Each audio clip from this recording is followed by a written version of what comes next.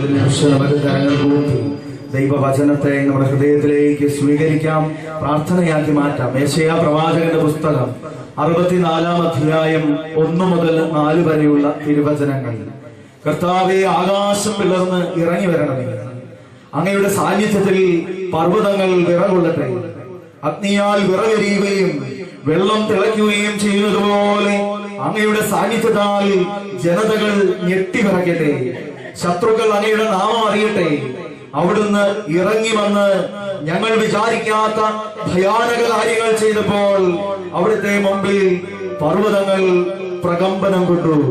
തന്നെ കാത്തിരിക്കുന്നവർക്ക് വേണ്ടി അധ്വാനിക്കുന്ന അവിടുത്തെ അല്ലാതെ ആരും മറ്റൊരു ദൈവത്തെ പറ്റി കേൾക്കുകയോ മറ്റൊരു ദൈവത്തെ കാണുകയോ ചെയ്തിട്ടില്ല. പിതാവ് പ്രവർത്തന നിരതനായിരിക്കുന്നത് പോലെ താനും പ്രവർത്തന നിരതനാണെന്ന് ഈ ആലയത്തില് ഓരോ നിമിഷവും പ്രാർത്ഥന ഉയരുമ്പോൾ, പ്രിയപ്പെട്ട സഹോദരങ്ങളെ, ബഹുമാനപ്പെട്ട അച്ഛനിലൂടെ ഓരോ നിമിഷവും ഈ ആലയത്തില് ദൈവത്തിന്റെ പ്രവർത്തനത്തെ കുറിച്ച്, പ്രവർത്തന നിരതയെ കുറിച്ച് എപ്പോഴും ഓർമ്മിപ്പിക്കപ്പെടുമ്പോൾ ഈ തിരുവചനത്തെ നമുക്ക് ചേർത്ത് വയ്ക്കാം.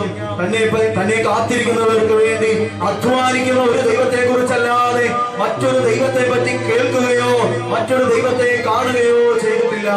തന്നെ കാത്തിരിക്കുന്ന ജനത്തിന് വേണ്ടി നിരന്തരം അധ്വാനിക്കുന്ന ദൈവത്തിന് മുമ്പിൽ, തന്റെ പ്രിയപ്പെട്ട ജനത്തിന് വേണ്ടി നിരന്തരം അധ്വാനിക്കുവാൻ തയ്യാറായിരിക്കുന്ന ദൈവത്തിന് മുമ്പിൽ, വിശുദ്ധ കുർബാന സാന്നിധ്യത്തിന് മുമ്പിൽ നമുക്ക് ഒന്നു ചേർന്ന് കരങ്ങൾ ഉയർത്തി സ്തുതിച്ച് പ്രാർത്ഥിക്കാം. ഹല്ലേലൂയ, ഹല്ലേലൂയ, ഹല്ലേലൂയ,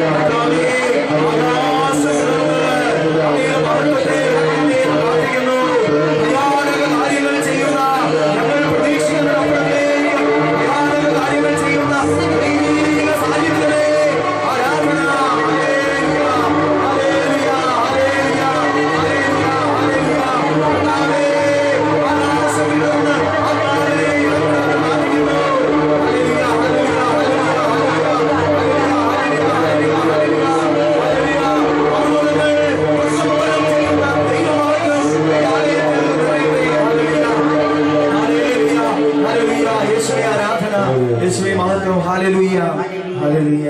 ചേർന്ന് പ്രാർത്ഥിക്കാം. നന്മ നിറഞ്ഞ മറിയമേ സ്വസ്തി. കർത്താവിനോട് സ്ത്രീകളിൽ അങ്ങ് അനുഗ്രഹിക്കപ്പെടാനോ, അങ്ങയുടെ ദുർബലമായി ഈശോ അനുഗ്രഹിക്കപ്പെടാനോ.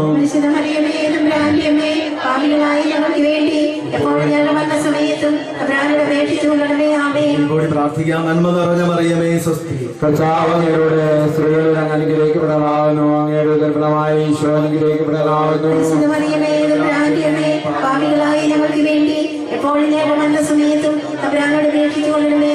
പരിശുദ്ധ അമ്മയുടെ മധ്യസ്ഥതയിൽ സകല ശുശ്രൂഷകളെയും സമർപ്പിച്ചുകൊണ്ട് നമുക്കിപ്പോൾ ഒന്ന് ചേർന്ന് പ്രാർത്ഥിക്കാം. നന്മ നിറഞ്ഞ മറിയമേ സ്വസ്തി. കർത്താവിനോട് സ്ത്രീകളിൽ അങ്ങ് അനുഗ്രഹിക്കപ്പെടാനോ, അങ്ങയുടെ ദുർബലമായി ഈശോ അനുഗ്രഹിക്കപ്പെടാനോ. പരിശുദ്ധ മറിയമേ തമ്പുരാന്റെ അമ്മേ, പാപികളായ ഞങ്ങൾക്ക് വേണ്ടി എപ്പോഴും ഞങ്ങളുടെ മരണസമയത്തും തമ്പുരാനോട് അപേക്ഷിച്ചുകൊള്ളണമേ. ആമേൻ. പിതാവിനും പുത്രനും പരിശുദ്ധാത്മാവിനും സ്തുതി. പരിശുദ്ധ പരമ ദിവ്യ കാരുണ്യത്തിന്, പരിശുദ്ധ പരമ ദിവ്യ കാരുണ്യത്തിന്, പരിശുദ്ധ പരമ ദിവ്യ കാരുണ്യത്തിന്.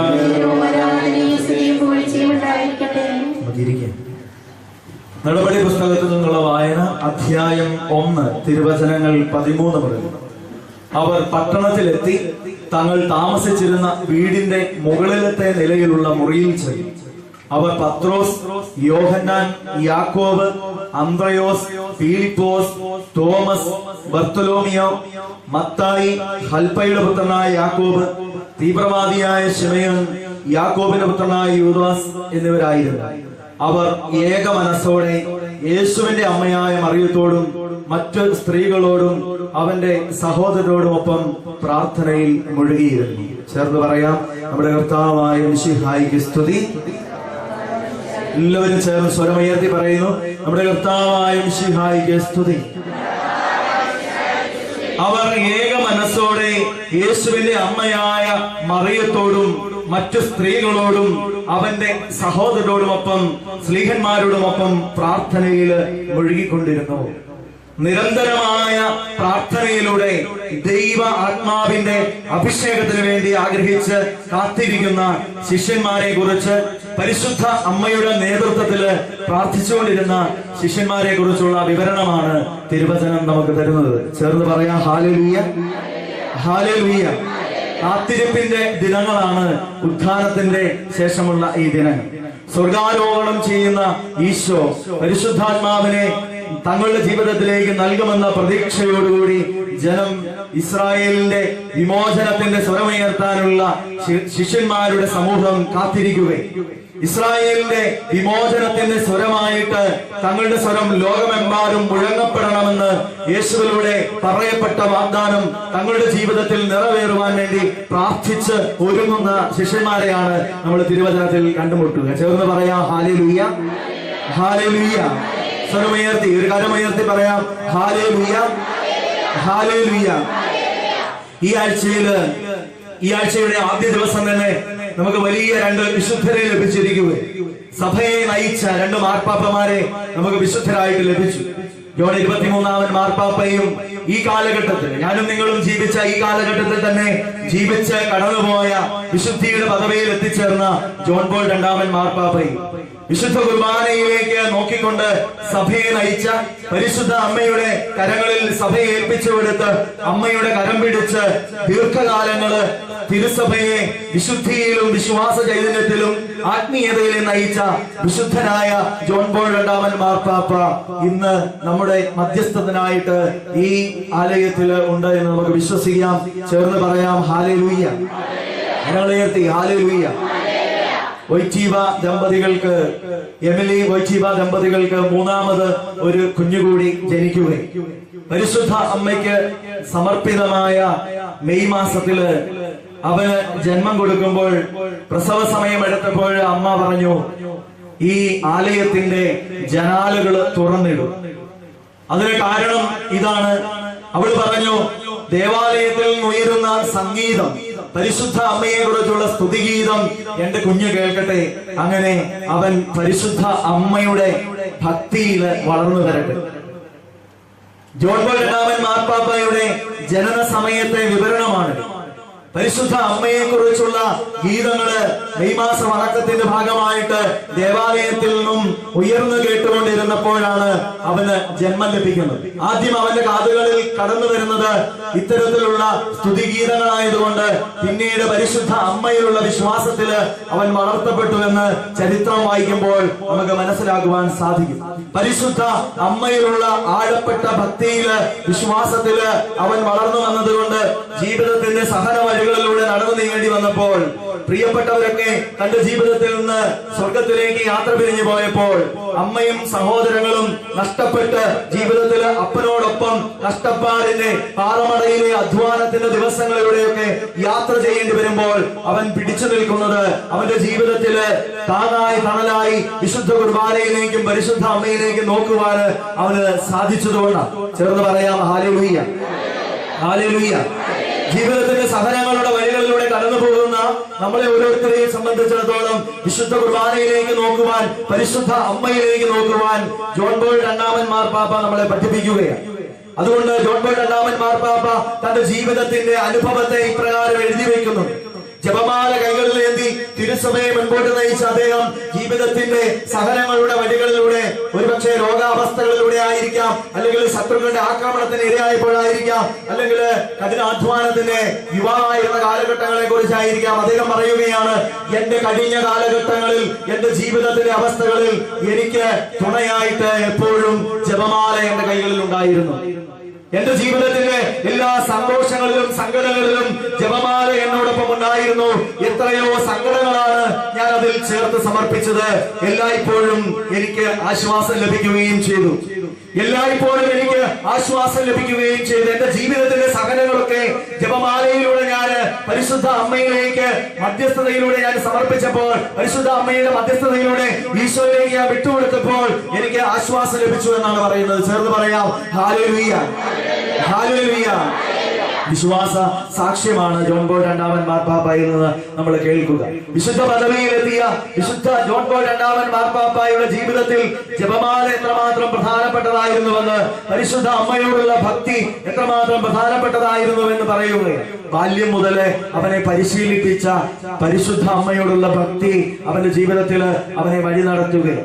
നമ്മുടെയൊക്കെ കുടുംബങ്ങളില് എത്രമാത്രം പരിശുദ്ധ അമ്മയോടുള്ള ഭക്തിയിൽ മക്കളെ പരിശീലിപ്പിക്കുവാൻ വേണ്ടിയിട്ട് നമുക്ക് സാധിക്കുന്നുണ്ട് എന്ന് നമ്മൾ വിചിന്തനം ചെയ്യുന്നത് നല്ലതാണ്. പരിശുദ്ധ അമ്മയോട് ചേർന്ന് നിന്ന് ജീവിക്കുവാൻ, സഭയോട് ചേർന്ന് നിന്ന് വിശ്വാസത്തിൽ വളരുവാൻ വേണ്ടിയിട്ട് മക്കളെ പരിശീലിപ്പിക്കുവാനുള്ള തീരുമാനം നമുക്ക് ഇന്ന് ദൈവസന്നിധിയിൽ സമർപ്പിക്കാം. ചേർന്ന് പറയാം ഹല്ലേലൂയ, ഹല്ലേലൂയ, കരങ്ങളെ ഉയർത്തി ഹല്ലേലൂയ. ഈശോയിൽ സ്നേഹമുള്ളവരെ, ജോൺ പോൾ രണ്ടാമൻ മാർപ്പാപ്പ തന്റെ ജീവിതത്തിൽ ഏറ്റുപറഞ്ഞ വിശ്വാസ രഹസ്യം, ജപമാലയോടുള്ള ഭക്തി, അതുവഴി പരിശുദ്ധ അമ്മയോടുള്ള പ്രാർത്ഥനാ ചൈതന്യം നമ്മുടെ ജീവിതങ്ങളിൽ നമുക്ക് ഏറ്റുവാങ്ങാം. കാരണം പരിശുദ്ധ അമ്മ ദൈവസന്നിധിയിൽ പ്രാർത്ഥിക്കുന്നതൊന്നും നിഷേധിക്കപ്പെടുകയും ജപമാലയിലൂടെ അമ്മയിലേക്ക് സമർപ്പിക്കപ്പെടുന്ന ഒരു കാര്യം പോലും നിരസിക്കപ്പെടുകയില്ല. കാരണം സ്വർഗം പറഞ്ഞത് മുഴുവൻ കേട്ടവളാണ് പരിശുദ്ധ അമ്മ. ചേർന്ന് പറയാ ഹല്ലേലൂയ, എല്ലാവരും ചേർന്ന് ഹല്ലേലൂയ, ഹല്ലേലൂയ. പരിശുദ്ധ അമ്മയുടെ മധ്യസ്ഥതയില് നമ്മൾ സമർപ്പിക്കുന്ന ഒരു പ്രാർത്ഥന പോലും തള്ളപ്പെടുകയില്ല. കാരണം പരിശുദ്ധ അമ്മയുടെ ജീവിതത്തിലുടനീളം സ്വർഗം പറഞ്ഞത് അവൾ കേട്ടിട്ടുണ്ട്. സ്വർഗം പറഞ്ഞ ഓരോ വാക്കും ജീവിതത്തിൽ ഏറ്റുവാങ്ങി ജീവിച്ചവള്, തന്റെ ജീവിതത്തെ സ്വർഗം പറഞ്ഞതനുസരിച്ച് മുൻപോട്ട് നയിച്ചവള്, ദൈവസന്നിധിയില് സ്വർഗത്തിലേക്ക് ഒരു കാര്യം പറഞ്ഞാല് അത് നിഷേധിക്കപ്പെടുകയില്ല. അതുകൊണ്ട് വലിയ വിശ്വാസ ബോധ്യത്തോടു കൂടി വേണം ജപമാല നമ്മുടെ കൈകളിലെടുക്കാൻ നമ്മൾ പ്രാർത്ഥിക്കുവാൻ വേണ്ടി. മാതാവിന്റെ വണക്കമാസം അടുത്ത ദിവസം ആരംഭിക്കുകയാണ്. പരിശുദ്ധ അമ്മയോട് ചേർന്നിരുന്ന് പെന്തക്കോസ്താ തിരുനാളിന് വേണ്ടിയിട്ട് നമ്മൾ ഒരുങ്ങുമ്പോൾ ഈ മെയ് മാസം അടക്കത്തിന്റെ ദിനങ്ങളിൽ കൂടുതൽ അനുഗ്രഹം നമുക്ക് ലഭിക്കുവാൻ പോവുകയാണ്. പരിശുദ്ധ അമ്മയോട് ചേർന്ന് നിന്ന് മെയ് മാസം അടക്കത്തിന്റെ ദിനങ്ങളിൽ ജപമാല അർപ്പിച്ചുകൊണ്ട് പ്രാർത്ഥിക്കുവാൻ വേണ്ടിയിട്ട് നമുക്ക് സാധിക്കട്ടെ. പരിശുദ്ധ അമ്മയുടെ മധ്യസ്ഥതയില് ജപമാല അർപ്പിച്ച് പ്രാർത്ഥിക്കുമ്പോൾ നമ്മൾ തിരിച്ചറിയേണ്ട ഒരു യാഥാർത്ഥ്യമുണ്ട്. ജപമാല പ്രാർത്ഥന വളരെ ശക്തിയുള്ള ഒരു പ്രാർത്ഥനയാണ്. ചേർന്ന് പറയാം ഹല്ലേലൂയ, ഹല്ലേലൂയ, ഹല്ലേലൂയ, കരങ്ങൾ ഉയർത്തി ഹല്ലേലൂയ. ജപമാല പ്രാർത്ഥനയിലൂടെ നമ്മുടെ ജീവിതത്തിലേക്ക് പൈശാചിക ശക്തികളെ, തിന്മയുടെ ശക്തികളെ ദൂരീകരിക്കുവാനുള്ള ശക്തി ലഭിക്കുകയാണ്. പരിശുദ്ധ അമ്മയുടെ സ്വർഗ സൈന്യാധിപയായി നിൽക്കുന്ന മിഖായേലിനും ദൂതന്മാർക്കും മുന്നോടിയായിട്ട് നിൽക്കുന്ന സ്വർഗത്തിലെ സ്ത്രീ എന്ന് വിശേഷിപ്പിക്കപ്പെടുന്ന വിശുദ്ധ കുർബാനയുടെ സ്ത്രീ എന്ന് വിശേഷിപ്പിക്കപ്പെടുന്ന പരിശുദ്ധ അമ്മ പൈശാചിക പീഡകളെ അമർച്ച ചെയ്യുന്നതിൽ നമ്മളുടെ കൂടെ എപ്പോഴും ഉണ്ടാകും. അതുകൊണ്ട് ജപമാല ചൊല്ലി പ്രാർത്ഥിക്കുന്നതിനെ കുറിച്ച് വിശുദ്ധ ക്ലെമന്റ് ഇപ്രകാരം പറയുന്നുണ്ട്. വിശുദ്ധ ക്ലെമന്റ് ഇപ്രകാരം പറയുകയാണ്: ജപമാല പിശാചിന്റെ തലയെ തകർക്കുന്ന കൂടമാണ്. പിശാചിന്റെ തലയെ തകർക്കുന്ന കൂടമാണ് ജപമാല. ചേർന്ന് പറയാ ഹല്ലേലൂയ, ഹല്ലേലൂയ, കരങ്ങൾ ഉയർത്തി ഹല്ലേലൂയ. നമ്മുടെ ജീവിതത്തില് ജപമാല ചൊല്ലി നമ്മൾ പ്രാർത്ഥിക്കുമ്പോൾ പിശാചിന്റെ തലയെ തകർക്കുവാൻ വേണ്ടിയിട്ടുള്ള ശക്തിയാണ് നമുക്ക് ലഭിക്കുന്നത്. അതിനുള്ള കാരണം എന്താ എന്ന് നമ്മൾ തിരുവചനങ്ങളിലൂടെ കടന്നു പോകുമ്പോൾ നമുക്ക് മനസ്സിലാക്കുവാൻ സാധിക്കും. സ്വർഗം പഠിപ്പിച്ച പ്രാർത്ഥനയാണ് ജപമാല. സ്വർഗം പഠിപ്പിച്ച പ്രാർത്ഥനയാണ് ജപമാല പ്രാർത്ഥന. നമ്മുടെ ജീവിതത്തില് ജപമാല ചൊല്ലിക്കൊണ്ട് നമ്മൾ പ്രാർത്ഥിക്കുമ്പോൾ സ്വർഗം പറഞ്ഞ വചനങ്ങളെ നമ്മൾ ഏറ്റുചൊല്ലുകയും സ്വർഗസ്ഥനായ പിതാവേ എന്ന പ്രാർത്ഥന നിരന്തരം ആവർത്തിക്കപ്പെടുമ്പോൾ നമ്മൾ ഓരോരുത്തരും പ്രാർത്ഥിക്കുന്നത് ഈശോ പഠിപ്പിച്ച പ്രാർത്ഥനയാണ്. സ്വർഗത്തിൽ നിന്നും ദൈവപുത്രൻ ഇറങ്ങി വന്ന് അവൻ പഠിപ്പിച്ച പ്രാർത്ഥന നമ്മുടെ ജീവിതത്തിൽ നമ്മൾ ഉരുവിടുകയാണ്. സ്വർഗം പറഞ്ഞ വാക്കുകള്, ദൈവവചനങ്ങള് ആവർത്തിച്ച് ഉരുവിടുകയാണ് ഓരോ സ്വർഗസ്ഥനായ പിതാവ് ചൊല്ലുമ്പോഴും നമ്മൾ ചെയ്യുക. ചേർന്ന് പറയാ ഹല്ലേലൂയ, കരങ്ങൾ ഉയർത്തി ഹല്ലേലൂയ.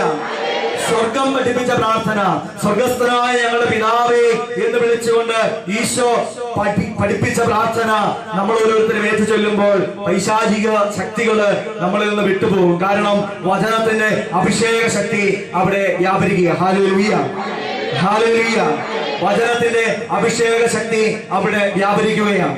അതോടൊപ്പം തന്നെ നമ്മൾ വീണ്ടും ആവർത്തിക്കുന്നു, നന്മ നിറഞ്ഞ മറിയമേ എന്ന പ്രാർത്ഥന ചൊല്ലുമ്പോൾ ഓരോ വാക്കിലും സ്വർഗം പറഞ്ഞതിനെയാണ് നമ്മൾ അനുസ്മരിക്കുക. ദൈവദൂതൻ പരിശുദ്ധ കന്യകയുടെ അടുക്കലേക്ക് ഇറങ്ങി വന്നിട്ട് പറഞ്ഞു, നന്മ നിറഞ്ഞ മറിയമേ നിനക്ക് സ്വസ്തി, കർത്താവ് നിന്നോട് കൂടെ, നീ സ്ത്രീകളിൽ അനുഗ്രഹീതയാണ്. ഇതേ വാക്കുകളാണ് ഓരോ നന്മ നിറഞ്ഞ മറിയം എന്ന പ്രാർത്ഥനയിൽ നമ്മൾ വീണ്ടും വീണ്ടും ആവർത്തിച്ചു ചൊല്ലുന്നത്. സ്വർഗം പറഞ്ഞ വാക്കുകൾ, വിശുദ്ധ ഗ്രന്ഥത്തിലെ ദൈവവചനങ്ങൾ നമ്മുടെ പ്രാർത്ഥനയാക്കി മാറ്റുകയാണ്. പലപ്പോഴും പല മറ്റ് സഭാ വിഭാഗങ്ങളിൽപ്പെട്ടവര് പരിശുദ്ധ അമ്മയെ എതിർത്ത് സംസാരിക്കുമ്പോൾ, ജപമാല വേണ്ട എന്ന് പറയുമ്പോൾ, ജപമാല എതിർത്ത് സംസാരിക്കുമ്പോൾ, ദൈവവചനം മാത്രം മതി എന്ന് പറയുമ്പോൾ, ഇതും ദൈവവചനം തന്നെയാണ് എന്ന്, ഈ പ്രാർത്ഥന ദൈവവചനം തന്നെയാണെന്ന് പറയുവാൻ നമുക്ക് സാധിക്കണം.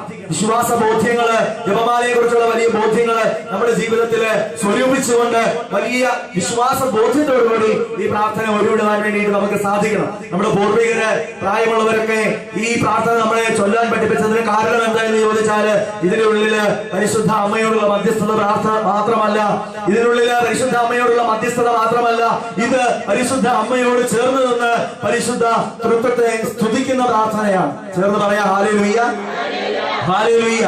കരങ്ങൾ ഉയർത്തി എല്ലാവരും ചേർന്ന് ഹല്ലേലൂയ, ഹല്ലേലൂയ, ഹല്ലേലൂയ. പരിശുദ്ധ അമ്മയോട് ചേർന്ന് നിന്ന് നമ്മൾ പരിശുദ്ധ തൃത്വത്തെ സ്തുതിക്കുന്ന സമയമാണ് ജപമാലയുടെ പ്രാർത്ഥന. സ്വർഗം പഠിപ്പിച്ച വാക്കുകളെ ഉരുവിടുമ്പോൾ ഓരോന്നിലും പരിശുദ്ധ തൃത്വത്തിനുള്ള സ്തുതി അടങ്ങിയിട്ടുണ്ട്. നന്മ നിറഞ്ഞ മറിയമേ എന്നാണ് ആദ്യ വാക്ക് നമ്മൾ ചൊല്ലുക. നമ്മുടെ പാരമ്പര്യത്തിൽ നമ്മൾ പരിശോധിക്കുമ്പോൾ ഈ നന്മ നിറഞ്ഞ മറിയം എന്ന പ്രാർത്ഥന അല്പം കൂടെ വ്യത്യസ്തമായി ചൊല്ലുന്നത് നമുക്ക് കാണുവാൻ സാധിക്കും. അവിടെ ചൊല്ലുന്നത് കൃപ നിറഞ്ഞ മറിയമേ എന്ന്. കൃപ നിറഞ്ഞ മറിയമേ നിനക്ക് സ്വസ്തി എന്ന് പറഞ്ഞുകൊണ്ട് പാരമ്പര്യത്തില് ഈ പ്രാർത്ഥന പണ്ട് ചൊല്ലിയിരുന്നത് നമുക്കറിയാം. അപ്പൊ പരിശുദ്ധ അമ്മ കൃപ നിറഞ്ഞവളാണ്. കൃപ എന്ന് പറയുന്നത് പരിശുദ്ധാത്മാവിന്റെ നിറവാണ്. നന്മ നിറഞ്ഞവളാണ് നീ, കൃപ നിറഞ്ഞവളാണ് നീ. വചനമനുസരിച്ച് ജീവിക്കാൻ തയ്യാറായ നീ, ഇതാ കർത്താവിന്റെ ദാസി എന്ന് പറഞ്ഞുകൊണ്ട് ദൈവവചനത്തിന് മുമ്പിൽ തന്നെ തന്നെ സമർപ്പിച്ച പരിശുദ്ധ അമ്മ ദൈവ കൃപയുടെ നിറവുള്ളവളാണ് എന്ന്, പരിശുദ്ധാത്മാവിന്റെ അഭിഷേകമുള്ളവളാണ് എന്ന് ഒരിക്കൽ കൂടി പറയുകയാണ്. പരിശുദ്ധ അമ്മ പരിശുദ്ധാത്മാവിന്റെ മുദ്രയുള്ളവളാണ് എന്ന്, പരിശുദ്ധാത്മാവിന്റെ അഭിഷേകമുള്ളവളാണ് എന്ന് ദൈവദൂതനാൽ പറയപ്പെടുകയാണ്. ചേർന്ന് പറയാ ഹല്ലേലൂയ, കരങ്ങൾ ഉയർത്തി ഹല്ലേലൂയ, അഭിഷേകത്തോടെ ഹല്ലേലൂയ. ഈ ദിവ്യകാരുണ്യ മരിയ ഭവനില് വിശുദ്ധ കുർബാനയോട് പരിശുദ്ധ അമ്മയോട് ഭക്തിയുള്ള ആലയമായിട്ട് പടുത്തുയർത്തപ്പെട്ട ഈ ആലയത്തില് വന്നു നിൽക്കുന്ന ഓരോ ദൈവ മകനിലും മകളിലും പരിശുദ്ധാത്മാവിന്റെ അഭിഷേക ശക്തി പരിശുദ്ധ അമ്മയുടെ മധ്യസ്ഥതയിൽ വന്നു നിറയാനുള്ള കാരണം, പരിശുദ്ധ അമ്മയോട് ചേർന്ന് നിൽക്കുന്നവരിലെല്ലാം പരിശുദ്ധാത്മാവ് വന്നു നിറയുന്നു എന്നുള്ളതാണ്. പരിശുദ്ധാത്മാവിന്റെ അഭിഷേകം നമ്മളിലേക്ക് വന്നു നിറയുകയാണ്. അപ്പോൾ അവിടെ നമ്മള് ഒന്നാമതായിട്ട് പറയുന്നത്, പരിശുദ്ധ മറിയമേ, മറിയമേ നീ പരിശുദ്ധാത്മാവിന് നിറവുള്ളവളാണ്, പരിശുദ്ധാത്മാവിന്റെ കൃപയാല് പൂരിതയാണ്. നിന്റെ ജീവിതം പരിശുദ്ധാത്മാവിന്റെ അഭിഷേകമുള്ളതാണ്. നിന്നെ അഭിഷേകം ചെയ്ത, നിന്നെ കൃപയുടെ നിറവാക്കിയ ദൈവത്തെ ഞങ്ങളിതാ ആരാധിക്കുന്നു. നിന്നിൽ വന്നു നിറഞ്ഞിരിക്കുന്ന പരിശുദ്ധ തൃത്വത്തിലെ മൂന്നാമത്തെ ആളായ പരിശുദ്ധാത്മാവിനെ ഞങ്ങളിതാ ആരാധിക്കുന്നു, സ്തുതിക്കുന്നു, ഏറ്റുപറയുന്നു, മഹത്വപ്പെടുത്തുന്നു എന്ന് പറഞ്ഞുകൊണ്ട് ഓരോ ജപമാലയിലും ഓരോ നന്മ നിറഞ്ഞ മറിയം ചെല്ലുമ്പോഴും പരിശുദ്ധ തൃത്വത്തിലെ മൂന്നാമത്തെ ആളായ പരിശുദ്ധാത്മാവിനെ നമ്മൾ സ്തുതിക്കുകയും ആരാധിക്കുകയും ചെയ്യുകയാണ്. ചേർന്ന് പറയാം ഹല്ലേലൂയ, ഹല്ലേലൂയ. പരിശുദ്ധാത്മാവിനെ സ്തുതിച്ച് പറയാം ഹല്ലേലൂയ, ഹല്ലേലൂയ. നന്മ നിറഞ്ഞ മറിയമേ നിനക്ക് സ്വസ്തി, കർത്താവ് നിന്നോടുകൂടെ. കർത്താവ് നിന്റെ കൂടെയുണ്ട് എന്ന് വീണ്ടും നമ്മൾ ഉറച്ച് പ്രഖ്യാപിക്കുകയാണ്.